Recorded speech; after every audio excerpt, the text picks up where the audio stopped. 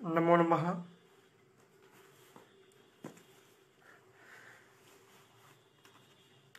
अद्य लक्ष्यसिद्धान्तकौमुद्याः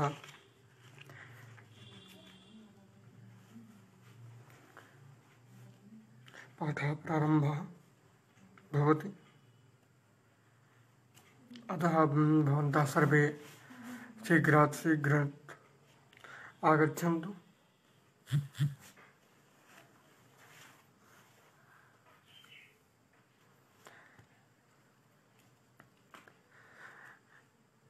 पूर्वं मङ्गलाचरणं भविष्यति। शुक्लां ब्रह्मविचारसार परमा माद्यां जगतीं वीणा पुस्तकधारिणीं भयदां जाड्यान्धकारपहं हस्ते स्फाटिकमालिकां विदधतीं पद्मासने संस्थितां वन्दे तां परमेश्वरीं भगवतीं बुद्धिप्रदां शारदां बुद्धिप्रदां शारदां। श्री सरस्वत्यै नमः। या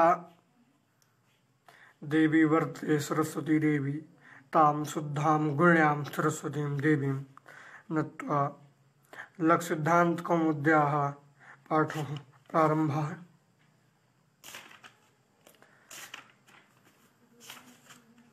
तर्हि अद्य अथ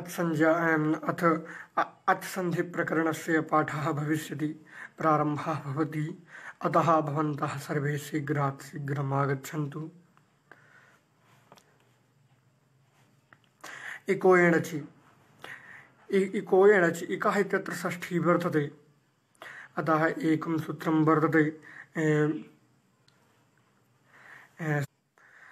षष्ठीस्थाने योगा। अनेन सूत्रेण अत्र स्थाने इति पदम् आगच्छति। तथा च एकः स्थाने यण् अचि तत्र सप्तमी वर्तते। अतः परतः अतः एकः स्थाने यण् स्यात् अच् संहितायां विषये इति अत्र एकं सूत्रं वर्तते संहितायाम् इति। तस्य सूत्रस्य अत्र अधिकारः आगच्छति। तथा च सूत्रार्थः भवति एकः स्थाने यण् स्यात् अच् संहितायां विषये। तथा च प्रयोगः वर्तते शुद्धि उपास्यः। शुद्धि उपास्यः इत्यस्य सिद्धिः कथं भवति?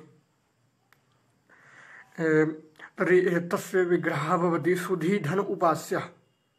शुद्धि धन उपास्यः। तर्हि अत्र शुद्धि तर्हि इत्यत्र संघटनं भविष्यति। इको एणचि तर्हि एकः स्थाने यण् स्यात् अच् संहितायां विषये। तर्हि एकः इक्के स्थान पर संस्कृत भाषायाम् एव पाठयामि। यदि आप लोगों को कोई समस्या हो रही हो संस्कृत समझने में तो मैं हिंदी में ही पढ़ाता हूँ आप सभी लोगों को। कृपया आप सभी लोग सुने और लाभ लें। चलिए, इको एणचि इक के स्थान पर यण होता है यदि अच पर में हो और संहिता का विषय हो। तो शुद्धि उपास्य शुद्ध्युपास्य। यहाँ पर देखिए कि शुद्धि में देखिए सकार उत्तरवर्ती उकार उत्तरवर्ती धकार उत्तरवर्ती इकार मतलब ईत्व एवं उपास्य में देखिए उकार उत्तरवर्ती पकार उत्तरवर्ती अकार उत्तरवर्ती सकार उत्तरवर्ती यकार उत्तरवर्ती अत्व। ये इसमें क्या क्या है बताया। तो फिर इसी में ये देखिए कहेंगे कि इक के स्थान पर यण होता है। अब देखिए इसमें इक कौन हो गए? शुद्धि उपास्यः। शुद्धि उपास्य तो शुद्धि तत्र और सुधी में देखिए यहाँ पर इक कौन हो गए, तो सकार उत्तरवर्ती उकार इक हो गया, और धकार उत्तरवर्ती इकार इक हो गया, ईकार इक हो गया। तो जिससे और उसके स्थान पर यण हो जाएगा।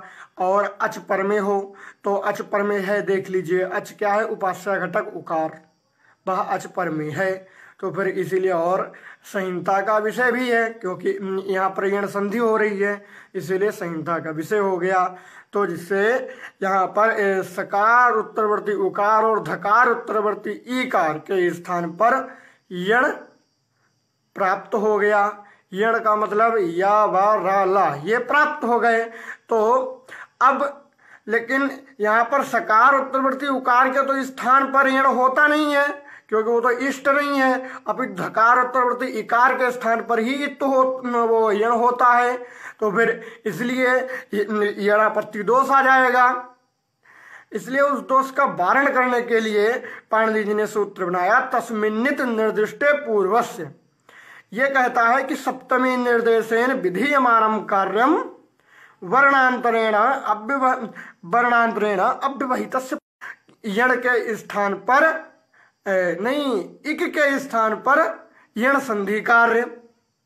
तो वर्णांतरेण अव्यवहितस्य पूर्वस्य बोध्यम, जिससे इससे ये हो जाएगा कि वहां पर ये अव्यवहितस्य पूर्वस्य दोनों पर चले जाएंगे। तो देखिए ये अची क्या है, सप्तम में अंत है, तो फिर जो ये अव्यवहित पूर्वस्य है इसका षष्ठ्यंततया विपरिणाम होकर के तो अव्यवहित पूर्वत्व विशिष्टस्य पूर्वस्य, हाँ देखिए मैंने बताया था आपको। तो फिर जो अव्यवहितस्य है, जो अची है, वो क्या है, सप्तम में अंत है, तो फिर जो अव्यवहितस्य है इसका षष्ठ्यंततया विपरिणाम होकर के सप्तम में जी षष्ठ्यंततया विपरिणाम होकर के तो ये सप्तम में हो जाएगा। तो फिर देखिए क्यों हो जाएगा, क्योंकि जो अची है वो क्या है, विशेषण है, तो फिर जो विशेष होगा वो भी कैसा होगा, सप्तम में होगा। इसी कारण बस ये सप्तम में हो जाएगा। तो जिससे अव्यवहित अच परे रहते। अव्यवहित माने जिस अक्षर के बाद में कोई मतलब बीच में कोई भी व्यवधान ना हो, कोई भी व्यवहित ना हो, अपितु अव्यवहित ही हो, मतलब कोई भी व्यवधान भिन्न हो, व्यवधान उसमें नहीं होना चाहिए। तो देखिए सुधी उपास्य यहाँ पर देखिए सकार उत्तरवर्ती उकार, अब देखिए ये क्या कहेगा, अब देखिए अव्यवहित अच परे रहते, और पूर्व से भी आ जाता है पद, तो पूर्वस में क्या षष्ठी है, तो फिर वो षष्ठी के साथ हो जाएगा, मतलब इका के स्थान पर। तो क्या कह देगा, पूर्व से इका स्थाने यण स्यात् अव्यवहित अचि परे संहितायाम विषय। अब देखिए आप यहीं पर इको यणाची, तो शुद्ध उपास्य इको यणच का यह अर्थ हो गया, निष्पन्नित हो गया, ये निकल गया अर्थ। तो सुधी उपास्य यहां पर देखिए, तो सकार उत्तरवर्ती जो उकार है वो कौन हो गया, पूर्विक हो गया कि नहीं हो गया, पूर्विक हो गया। उससे अव्यवहित अच पर में ईकार नहीं है, क्योंकि अव्यवहित तो धकार है ना, धकार के अच है, अच नहीं है, वो हल है। तो धकार के व्यवधान होने के कारण यहां पर यण संधि नहीं होगी। अब धकार उत्तरवर्ती ईकार इसे देख लीजिए, तो इक कौन हो गया, पूर्विक कौन हो गया, धकार उत्तरवर्ती ईकार, उसके स्थान पर यण हो जाएगा। क्यों, क्योंकि उपास्य घटक जो उकार है वो अव्यवहित में है, क्योंकि उसके बाद तुरंत उकार ही आता है, बीच में किसी का भी व्यवधान नहीं है, इसलिए अव्यवहित होने के कारण यहाँ पर यण संधि कार्य हो जाएगा। तो जिससे अब देखिए, तो यण कितने हैं, 4 हैं, या बा रा ला। अब एक के स्थान पर कभी 4 तो बैठ नहीं सकते, तो क्या हो गया, अनियम हो गया, क्योंकि नियम क्या है कि एक के स्थान पर एक ही बैठे, यदि एक के स्थान पर 4 बैठ जाएंगे तो क्या हो जाएगा, अनियम हो जाएगा। तो फिर अनियमे नियमकारिणी परिभाषा, तो फिर यहां पर एक परिभाषा आ जाएगी, कौन सी, स्थानेन्तरतमः। स्थानेन्तरतमः ये क्या कहता है, कि प्रसंगे सति सदृशतम आदेश स्यात्, मतलब एकस्य स्थाने अनेकेषां प्राप्तौ, एकस्य स्थाने अनेकेषां प्राप्तौ स्थानीय सदृशतम आदेश भवतु। तो एकस्य स्थानेन एकेषां प्राप्त, तो एक कौन हो गया? धकार उत्तरवर्ती ईकार। उसके स्थान पर अनेकेषां प्राप्त, तो या वा राला इत्येषां वर्णानां प्राप्त। ये क्या यण है? इंदवी यण के प्राप्ति है होने पर स्थानिना स्थानीय सदृश आदेशा हो, तो स्थानीय कौन हो गया? ईकार। उसका स्थान क्या है? इचु स्थानाम तालु, तालु स्थान है। तो फिर स्थानीना स्थानीय, तो फिर तो जो स्थानीय जो है यकार, उसके सदृशतम कौन सा हो गया? यकार, क्योंकि तालु इकार का भी स्थान है और यकार का भी है, इसलिए उसके सदृशतम कौन हो गया? यकार हो गया। और सदृश जहां पर भी सदृश शब्द आता है वहां पर वो एक जिज्ञासा होती है कि सादृश्यंच केंद्र में, तो यहाँ पर एवं सादृश्यम चतुर्विधा भवति स्थानार्थ गुण प्रमाणता, तर्हि अत्र स्थानेन गृह्यते। स्थानेन स्थानत्व धर्म प्रकारेण अत्र सादृश्यम भवति।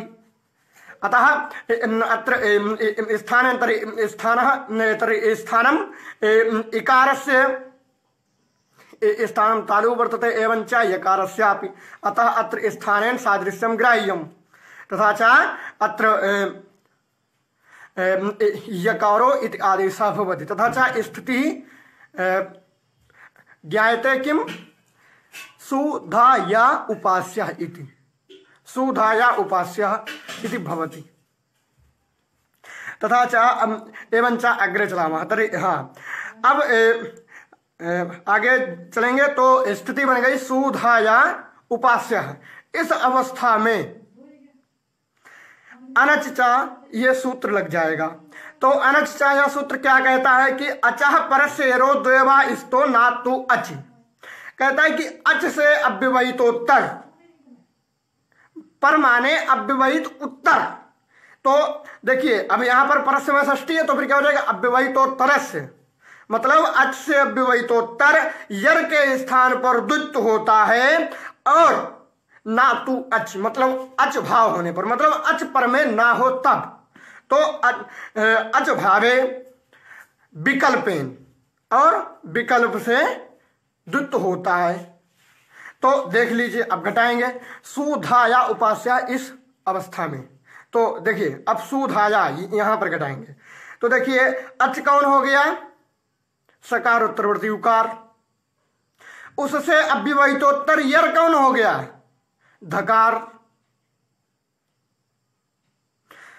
धकार तो फिर उससे अब द्वित्व हो जाएगा उसके स्थान पर विकल्प से, और अच भाव भी है, क्योंकि धकार के बाद में यकार है, जो यकार है वो अच में नहीं आता, पितो तो हल है, तो फिर अच भाव हो गया। अच भाव होने के कारण यहां पर द्वित्व हो जाएगा, तो जिससे अवस्था क्या बन जाएगी? सुधाधाया। गर्मी बहुत है भाई साहब जी, आप सभी लोग जी। तो सुधाधाया उपास्य इति जाते, इति जाते ये हो गया। अब झलाम जस झस यह सूत्र लग गया।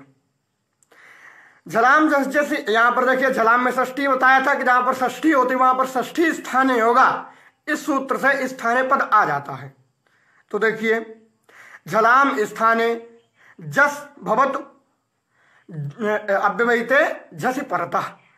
अब देखिए यहां पर भी तस्मिन् दृष्टे, ये तस्मिन् दृष्टे पूर्वस्य यह आ जाएगा। क्यों? देखिए सप्तमी निर्देशेन विधीयमानं कार्यम झस इति कार्यम, झसी इति विधीयमानं कार्यम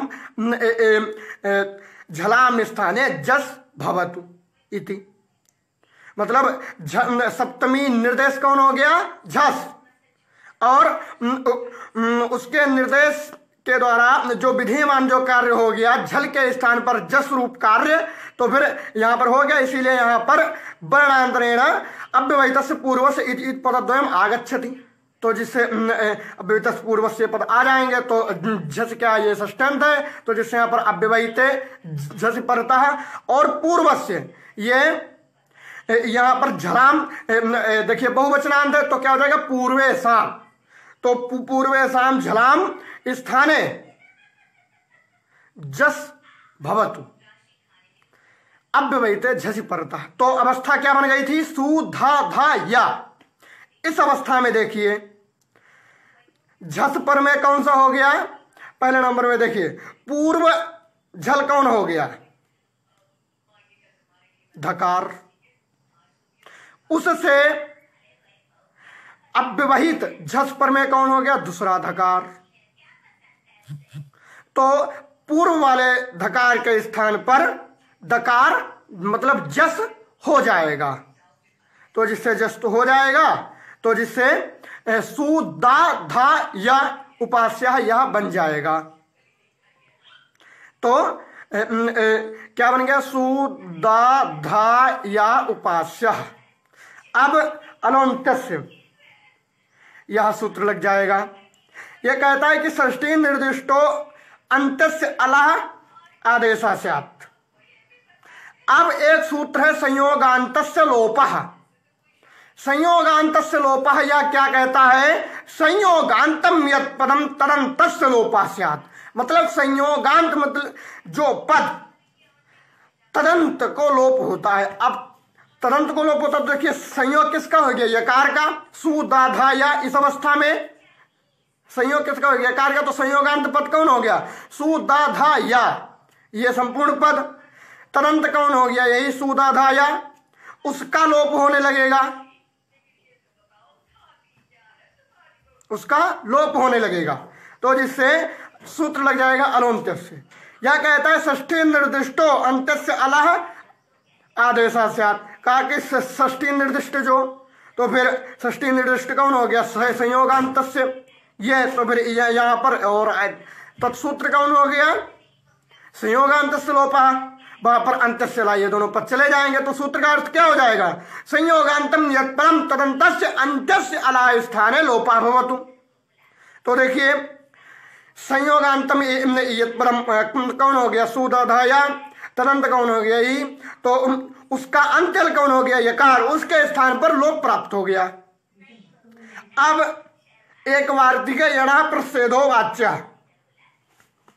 यणः प्रच्छेदो वाच्य, यह कहता है कि यण का प्रच्छेद कहना चाहिए, यण के लोप का प्रच्छेद कहना चाहिए। तो यण कौन हो गया, यकार, उसके स्थान पर प्रच्छेद हो जाएगा, तो जिससे शुद्ध उपास्य बन जाएगा। मध्वरी धात्रंसः लाकृति, इसी प्रकार से सभी बन जाएंगे। अब आगे सूत्र आया एचो अयवा अयावा। ये कहता है एचः क्रमात् अय अब आय आब एते स्यूरच। चलिए आज का पाठ समाप्त होता है। सभी को नमो नमः। यह एचो अयवा अयावा से आप सभी लोगों को कल बताया जाएगा। नमो नमः।